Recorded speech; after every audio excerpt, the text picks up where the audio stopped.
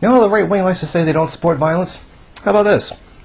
The National Review's Jonah Goldberg went on a completely fascist tirade. They should beat young people for liking socialism.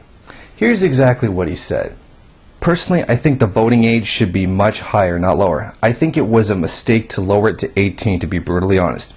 It is a simple fact of science that nothing correlates more with ignorance and stupidity than youth.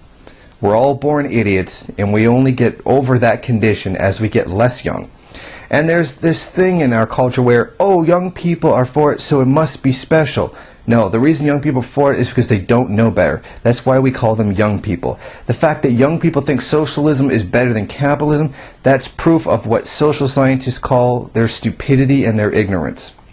And that's something that conservatives have to beat out of them, either literally or figuratively as far as I'm concerned. Wow. Young people should be beaten for having a different idea than, what, old people? I mean, do you really understand the fascist nature of this argument?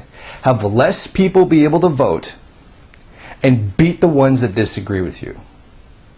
Now this goes back to a very old, an old thing that I heard once. If capitalism doesn't make things perfect, it therefore must have been socialism. I mean, aside from that kind of ignorance, I mean, look at the comparison here. They call us murderers. We overthrew our own governments. And in the process of overthrowing our own governments, we overthrow the governments of entire continents.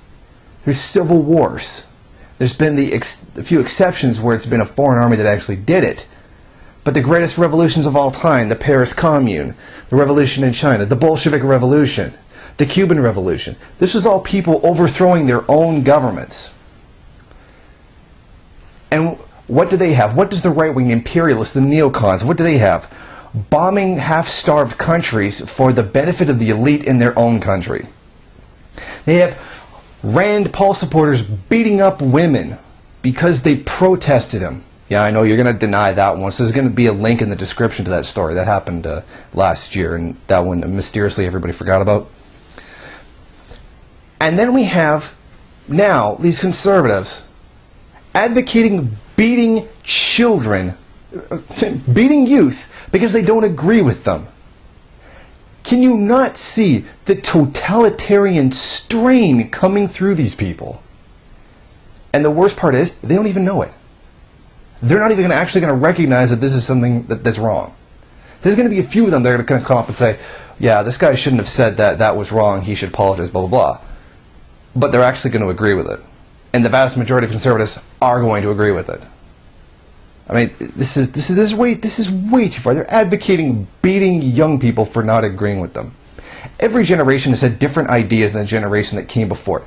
I'm sure all these neocons that were teenagers in the 60s, they had different ideas, or at least some of them did, had different ideas than the old people when they were that age.